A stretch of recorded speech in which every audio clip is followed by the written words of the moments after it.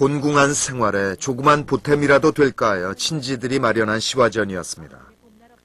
그러나 이것이 그를 죽음에서 건져내진 못했습니다. 그는 자신이 가고 난 뒤 남을 아이들을 위해서 여러 잡지사에 남은 원고료를 꼼꼼히 계산해 놓았습니다. 그러나 그에게는 남겨야 할 또 다른 유서가 있었습니다. 저는 내일까지 어디 원고를 넘겨야 되는데 무조건 부르죠. 너는 와야 한다. 왜? 난 지금 일 때문에 바빠서 못 가겠다. 너도 알지 않냐? 내가 그런데 필요 없어요. 오늘 저녁에 와서 너는 내 유언장을 써야 된다. 그러면 안 갈 수가 없죠.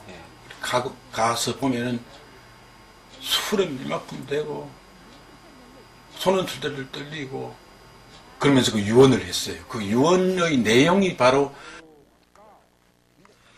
이윤기가 쓴 단편소설 전설과 진실. 그것은 소설이 아니라 실화였습니다. 박정만은 그를 찾아온 이윤기에게 이런 유언을 남겼다고 합니다.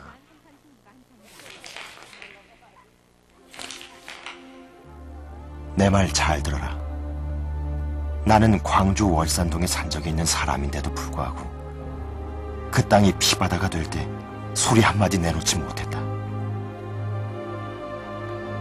친구들이 줄줄이 붙들려 들어갈 때도 나는 성명서에 이름 석자 걸어보지 못했다. 광주에 대한 부끄러움이 5월의 치욕이 나를 조금씩 죽여왔다. 내가 매 맞을 까닭이 있어서 매를 맞았다면 이렇게 괴롭지는 않을 것이다. 그런데 최근 들어 나에 대한 해괴한 전설이 떠돈다. 너도 알다시피 그것은 한수산의 필화 사건이 아니었냐? 나는 모진 놈 곁에 있다가 벼락 맞은 데 지나지 않는 놈 아니었냐? 이렇게 부끄러운 노릇이 어딨냐? 그런데 그로부터 6년이 지난 지금 이게 나의 필화 사건으로 둔갑하고 만 것을 너는 알고 있냐? 전에는 부끄러움이, 치욕이 나를 죽이더니 요즘은 이 해괴한 전설이 나를 죽이고 있다. 젊은 것들이 나를 민주투사처럼 받드는 이 해괴한 사태를 나는 어떻게 받아들이면 좋으냐? 나는 아무래도 이 왜곡된 전설 때문에 이 왜곡된 전설을 바로잡지 못하고 죽을 것 같다.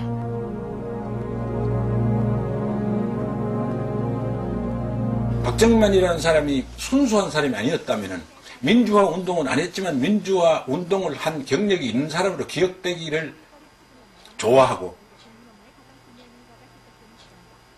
내가 감히 청하지는 못했지만 내가 원하던 바이다 라고 하고 지나갔을 거예요.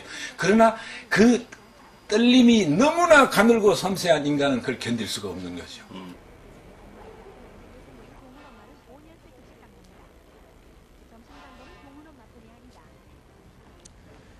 이 연립주택 반지하방은 박정만이 마지막까지 살았던 집입니다. 그는 마지막까지 치욕과 부끄러움에서 헤어나지 못하고 숨을 거두었습니다. 80년 5월 광주 때 아무것도 하지 않은 것에 대한 부끄러움이었고 그 이듬해 5월에는 고문에 무너져 내렸다는 치욕이었고 그 후로는 아무것도 하지 않은 자신이 민주투사라는 전설이 되어버린 것에 대한 부끄러움이었습니다. 그는 그 누구보다도 부끄러움에 민감했다는 점에서 정말 시인이었습니다. 그는 그의 말처럼 정치적인 행동은 아무것도 하지 않았는지도 모르겠습니다. 그러나 그러함에도 불구하고 그의 존재 자체는 그 시대를 분명하게 증언하고 있습니다. 시인 박정만, 그는 아무것도 하지 않아도 시대의 희생양이 될 수 있다는 것을 보여주었습니다. 그 옛날 유럽의 탄광에서는 광부들이 갱도에 들어갈 때 카나리아 3장을 가지고 들어갔다고 합니다. 카나리아는 갱도 안에 산소가 희박해지면 사람보다 먼저 목숨을 잃음으로써 그 위험성을 광부들에게 알려주었습니다. 시인은 바로 이 카나리아와도 같은 존재입니다. 먼저 자신이 죽음으로써 시대가 잘못 가고 있다는 것을 보통 사람들에게 알려주었던 것이죠. 살아있을 때 정말 무력했던 시인 박정만. 그렇지만 그는 분명 시인으로서의 소명을 다한 것입니다.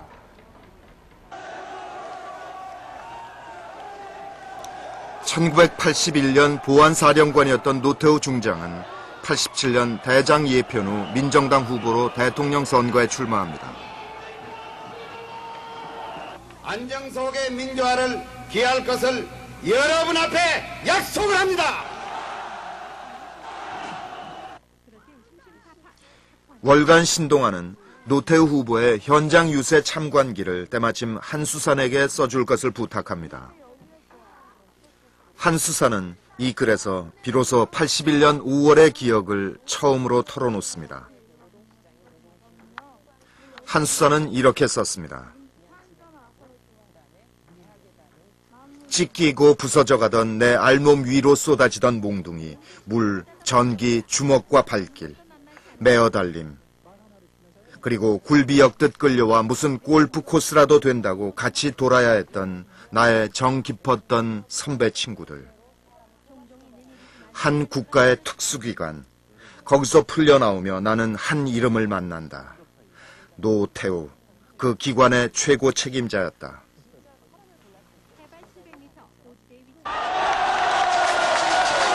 (20여일간의) 입원 생활을 마치고 나오면서 한수사는 그 이름을 절대 잊지 않겠노라고 결심했다고 합니다. 그리고 이제 그 이름을 대통령 후보로서 만난 것이었습니다.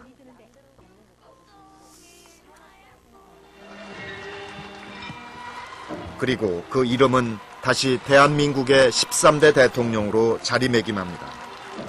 대통령으로서의 직책을 성실히 수행할 것을 국민 앞에 엄숙히 선서합니다. 12.12와 5.17 비상계엄 확대 조치 이후 폭력적으로 사회를 재편해 권력 기반을 굳힌 군사정권은 이렇게 대를 이어 자리를 물려갔습니다. 그해 5월 28일 한수사는 교보문고에서 열린 작가와의 대화에서 충격적인 선언을 합니다. 모든 연재를 중단하고 자신의 작품을 TV나 영화로 만드는 것도 금지하며 매스컴에도 얼굴을 내놓지 않겠다는 것이었습니다. 그리고 몇 달 뒤인 9월, 그는 이 땅을 떠나 거주지를 아예 일본으로 옮겼습니다. 그가 떠난 그 즈음 대한민국에서는 올림픽이 개최됩니다. 1988년 9월 17일이었습니다. 서울 올림픽 대회를 개최할 것을 선언합니다. 화합과 전진이라는 기치 아래 세계 160개국이 참여한 성대한 제전. 노태우 대통령이 그 중심에 있었습니다. 그러나 거기에 한수사는 없었습니다. 10월 2일 올림픽 마지막 날, 한반도의 골목골목마다 올림픽 팡파레가 넘쳐 흐를 때 박정만 또한 영원히 이 땅을 떠났습니다. 세 아이는 마침 모두 외출 중이었습니다. 그날 저녁에야 변기 위에 앉은 채 숨진 시인의 주검이 발견됐습니다. 사망 추정 시간 2시에서 5시 사이.